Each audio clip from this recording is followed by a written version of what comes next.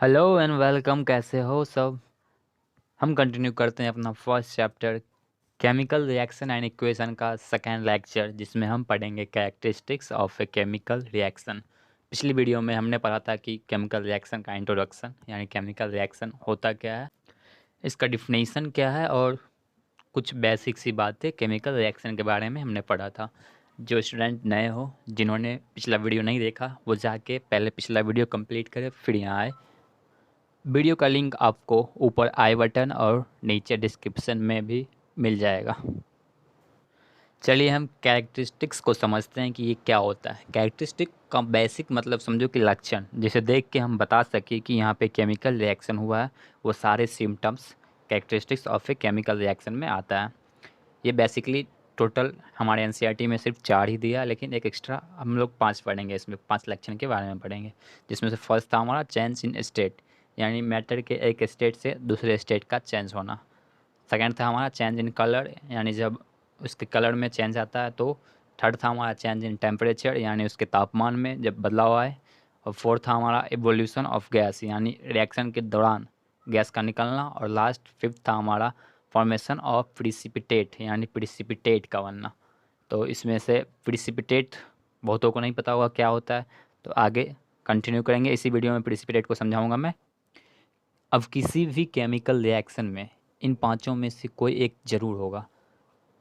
हो सकता है एक से ज़्यादा भी हो, दो भी हो, तीन हो, कोई, लेकिन एक तो निश्चित होगा ही होगा, तभी वो केमिकल रिएक्शन होगा। इन पांचों में से कोई एक। अब एक एक करके हम सबके बारे में डिटेल से पढ़ेंगे, जिसमें से फर्स्ट है हमारा चेंज इन स्टेट, यानी स्टेट का चेंज होना।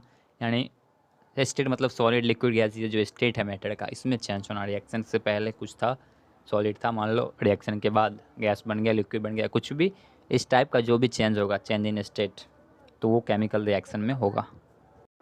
तो during a chemical reaction matter में चेंजेस इट्स स्टेट, यानी केमिकल रिएक्शन के दौरान मैटर अपना स्टेट चेंज कर सकता है। ज़रूरी ये नहीं है कि चेंज करेगा तभी केमिकल रिएक्शन होगा। केमिकल रिएक्शन होगा तो ये चेंज कर सकता है, ऐसा है।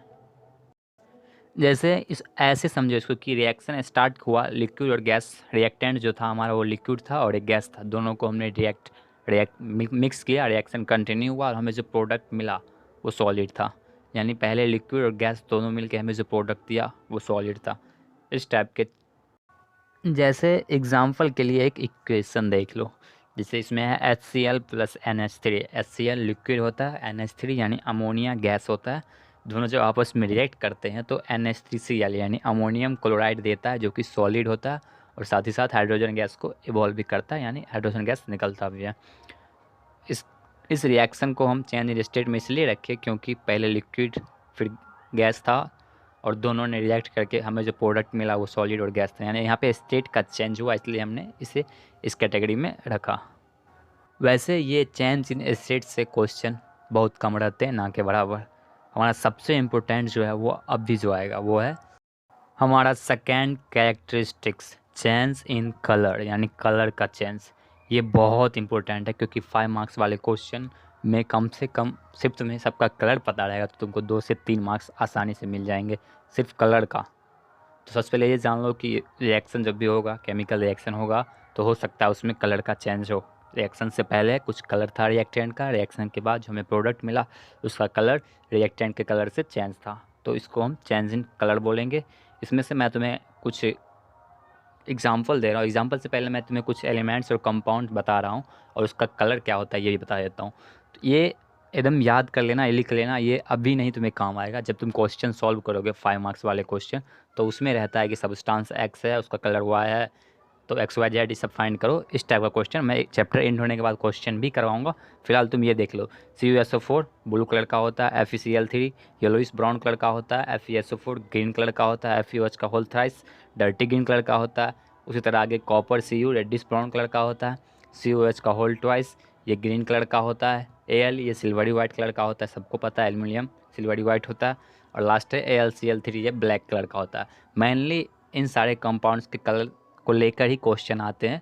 और भी कुछ तुम्हें जानना हो तो कमेंट कर देना, छूट गया हो तो मैं तुम्हें इसका कलर बता दूंगा, लेकिन ये कलर काफ़ी इंपॉर्टेंट है। अब मैं तुम्हें कुछ रिएक्शंस भी दे देता हूँ ताकि इजी हो समझने में। रिएक्शन देख लो, रिएक्शन से क्वेश्चन रहते हैं, सबसे ज़्यादा रिएक्शन से ही क्वेश्चन रहते हैं। देखो Fe प्लस CuSO4 यहाँ ब्लू कलर का था, जब रिएक्शन ख़त्म हुआ तो हमें जो मिला FeSO4 वो ग्रीन कलर का था।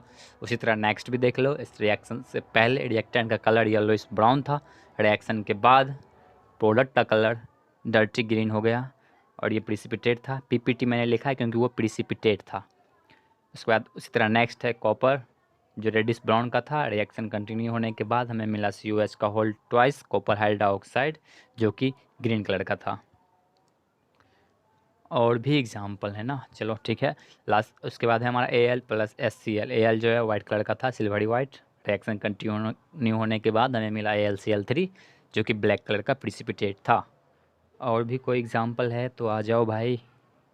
नहीं, कोई एग्जाम्पल इसके बाद नहीं, चलो ठीक है। हम अपना ये तो क्लियर हुआ ना कि ये बहुत इंपॉर्टेंट है, कलर वाला बहुत इंपॉर्टेंट है, तुम याद कर लेना कौन से कंपाउंड का क्या कलर है। हमारा नेक्स्ट यानी third, change in temperature. Temperature में चेंज दो ही तरीके से होती है, या तो टेम्परेचर एब्जॉर्ब किया जाएगा या फिर टेम्परेचर रिलीज़ किया जाएगा। यानी टेम्परेचर या तो मुझे टेम्परेचर रिएक्शन में देना पड़ेगा या फिर रिएक्शन कंटिन्यू होने से टेम्परेचर रिलीज़ होगा, बाहर आएगा। इसमें दो केस है कि क्या होगा जब हम टेम्परेचर रिएक्शन को देंगे, यानी रिएक्शन कंटिन्यू करवाने के लिए हम उसको हीट करेंगे, उसको गर्म करेंगे। और दूसरा केस ये है कि क्या होगा जब रिएक्शन कंटिन्यू होने की वजह से टेम्परेचर बाहर आएगा। तो अपना फर्स्ट करते हैं। फर्स्ट केस हमारा था जब टेम्परेचर एब्जॉर्ब किया जाता हो, यानी जब रिएक्शन को कंटिन्यू करवाने के लिए हमें हीट देना पड़ता हो। तो जिस रिएक्शन में टेम्परेचर एब्जॉर्ब किया जाएगा उसे हम एंडोथर्मिक रिएक्शन बोलते हैं। क्लियर है? एंडोथर्मिक रिएक्शन, एक्सोथर्मिक नाम सुना होगा, यहाँ पे उसको डिटेल में कर लेते हैं। ठीक, अब इसी तरह सेकेंड, पहले इसका एग्जाम्पल देख लेते हैं फिर हम सेकेंड केस देखेंगे। ठीक, एग्जाम्पल में 3 रिएक्शन में दे रहा हूँ, तीनों में रिएक्शन कंटिन्यू करवाने के लिए हमें हीट देने की ज़रूरत पड़ती है। ये जो तुम ट्रायंगल का साइन देख रहे हो, एरो वाले साइन के ठीक ऊपर जो ट्रायंगल का साइन दिख रहा है उसका मतलब ये होता है कि वहाँ पे हीट इवॉल्व हुआ है। मतलब जब भी तुम्हें ट्रायंगल दिखे समझ लेना कि हीट का लफड़ा है, यानी टेम्परेचर का लफड़ा है। या तो टेम्परेचर लिया है या फिर टेम्परेचर रिलीज़ किया। जब एरो वाले के ऊपर दिखे तो टेम्परेचर लिया है, जब साइड में दिखे तो टेम्परेचर दिया है। तो उसी तरह सेकेंड है कि जब टेम्परेचर रिलीज़ हो रिएक्शन में, रिएक्शन कंटिन्यू होने की वजह से जब टेम्परेचर रिलीज़ हो तो उसको हम एक्सोथर्मिक रिएक्शन बोलते हैं। ये काफ़ी कॉमन एग्जांपल। चूने में जब हम पानी ऐड करते हैं तो धुआं रिलीज़ होता है, ये धुआं हीट की वजह से निकलता है। काफ़ी हाईली एक्सोथर्मिक रिएक्शन ये होता है। जब भी हम चूना में पानी डालते हैं तो बहुत सारा हीट बाहर निकलता है, यानी रिएक्शन कंटिन्यू हुआ और ऑटोमेटिक बहुत सारा हीट बाहर निकला। तो ऐसे रिएक्शंस को हम एक्सोथर्मिक रिएक्शन में रखते हैं। क्लियर है? अब हम इसके एग्जाम्पल के लिए कुछ रिएक्शंस और देख लेते हैं। मैं 2 रिएक्शन और बता देता हूँ इसका एग्जाम्पल में, जिसमें से पहला वही जो वीडियो अभी तुमने देखा कि CaO यानी चूना प्लस H2O पानी डाला, CaOH का होल ट्वाइस प्लस ये ट्रायंगल का साइन डिनोट कर रहा है कि यहाँ से हीट निकला है। दूसरा है फॉर्मेशन ऑफ अमोनिया, यानी अमोनिया का जो फॉर्मेशन होता है N2 + 3H2 जब रिएक्ट करते हैं तो अमोनिया बनता है और इसमें भी बहुत ज़्यादा हीट बाहर निकलता है। एक्सोथर्मिक और एंडोथर्मिक रिएक्शन ये दोनों भी काफ़ी इंपॉर्टेंट है, तो इसे मिस मत करना, अंडर एस्टिमेट मत करना, इससे क्वेश्चन रहते हैं।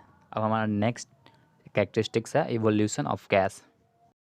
ये उतना इम्पोर्टेंट नहीं है, इससे क्वेश्चन भी बिल्कुल नहीं आने वाले हैं।